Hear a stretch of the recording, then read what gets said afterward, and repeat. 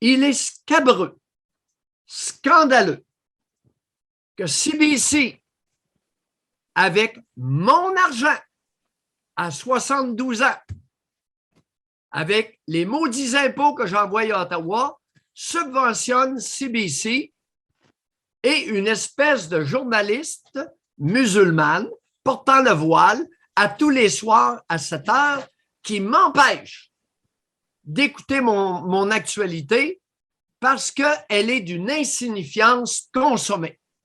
Scandaleux, scabreux.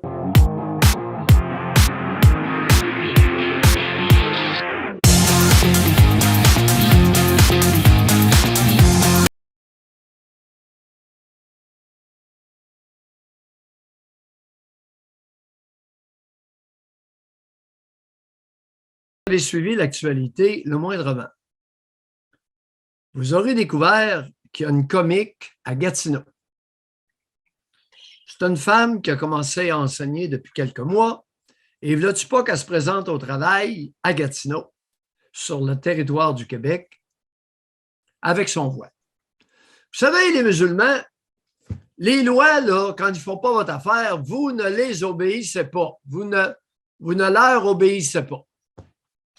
N'est-ce pas? Mais là, la loi 21, qui interdit tout signe religieux trop visible, très visible, trop visible. La loi 21 interdit ça pour les juges, ceux qui sont en position d'autorité.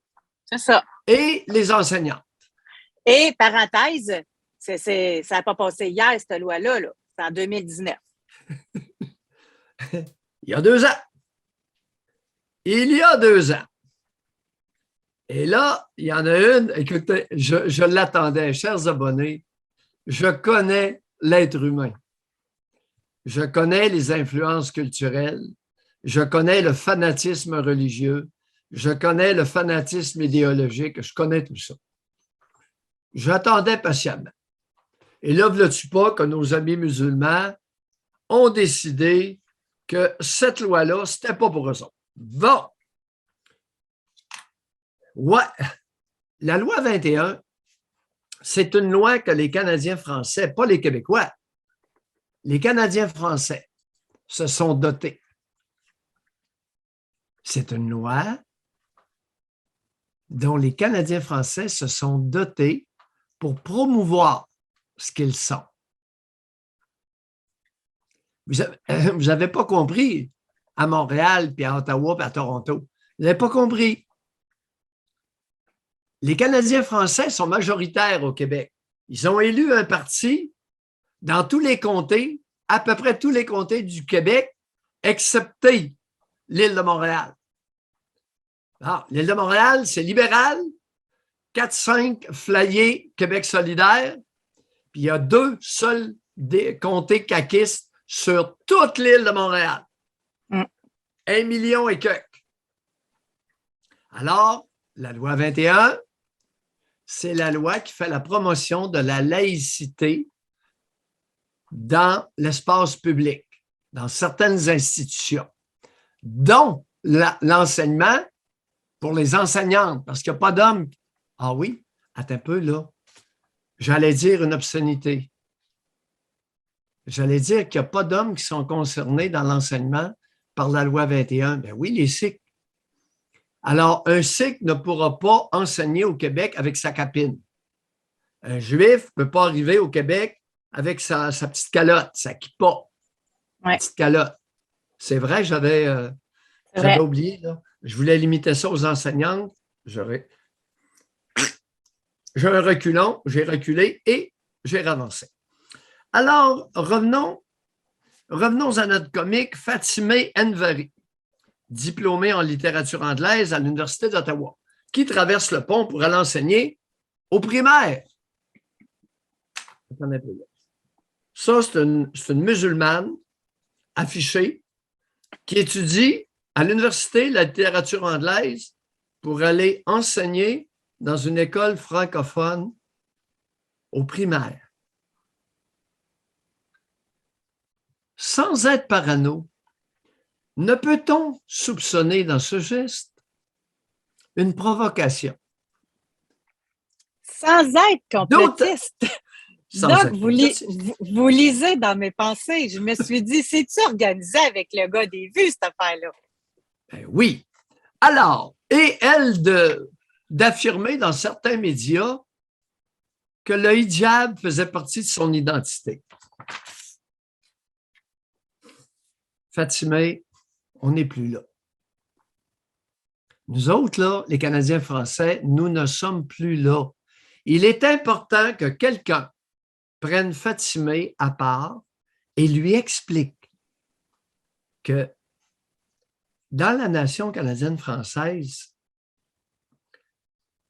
ces gugus de foulard, puis de prières 5 fois par jour, puis de pèlerinage à la Mecque, pour les Canadiens français qui vivent en dehors de l'île de Montréal, c'est du folklore.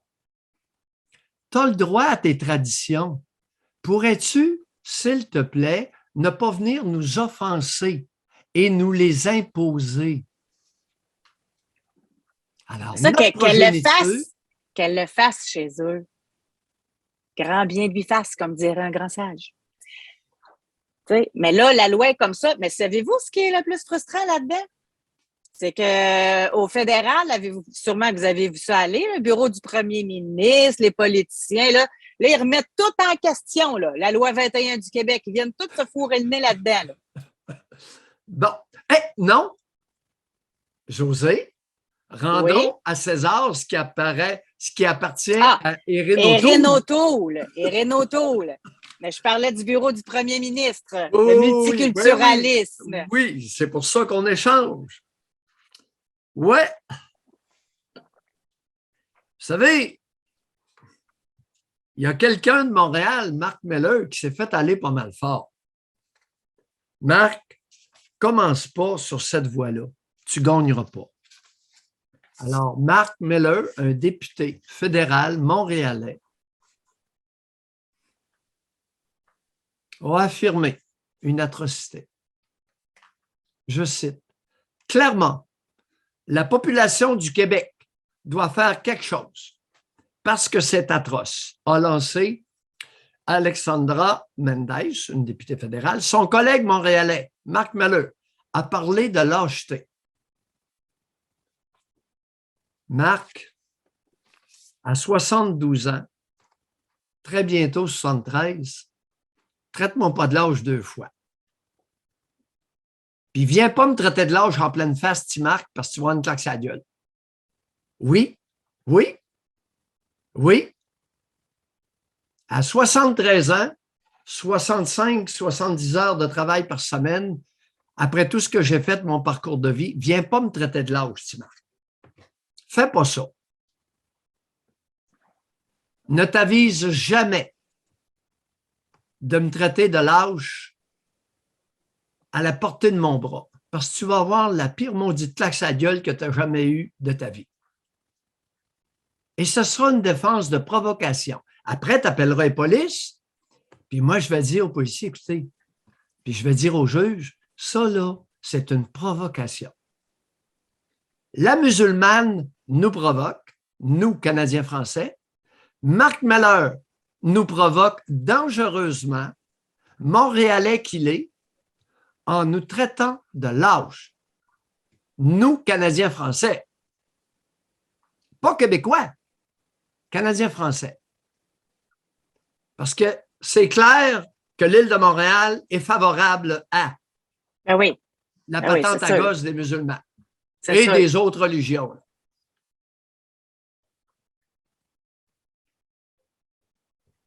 On n'est plus là. Les musulmans, pourriez-vous comprendre, s'il vous plaît, que pour nous, c'est du folklore? Et je le dis sans crier, José. Ce n'est pas articulé sur la place publique comme tel. Nous, Canadiens français, considérons maintenant tous les gugus religieux, y compris les gugus catholiques, la crèche de Noël, le sapin, le minuit chrétien, c'est notre folklore. Mais surtout, Doc, dans les écoles, avant, il y en avait là, des sœurs avec le voile. On n'a plus de ça, là. Oui. Puis, il n'y en aura plus. j'en profite. José, tu as été témoin.